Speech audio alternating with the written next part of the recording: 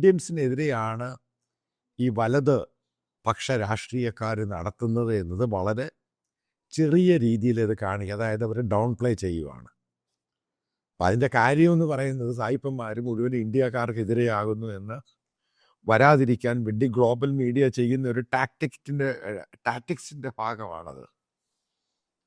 അപ്പം ആദ്യമായിട്ട് ഇതുമായി ബന്ധപ്പെട്ട എൻ്റെ ഒരു ഓസ്ട്രേലിയയിൽ എൻ്റെ വീഡിയോ കാണുന്നൊരു സുഹൃത്ത് എനിക്ക് ചില പോയിന്റുകളൊക്കെ അയച്ചു തന്നു. ആ പോയിന്റുകളൊക്കെ ഞാൻ നോക്കി. അദ്ദേഹം എഴുതിയേക്കുന്നത് മറ്റേ പറയുന്നിരിക്കുന്നത് പ്ലെയിൻ ആയിട്ടുള്ള കാര്യങ്ങളാണ്. അതായത് അവിടെ പ്രകടനം നടത്തു, ഇത് നടന്നു, ഇന്ത്യക്കാർ വലിയൊരു വിഭാഗം വളരെ ഭയത്തിലാണ്, പ്രത്യേകിച്ച് മലയാളികൾ ഉൾപ്പെടെ.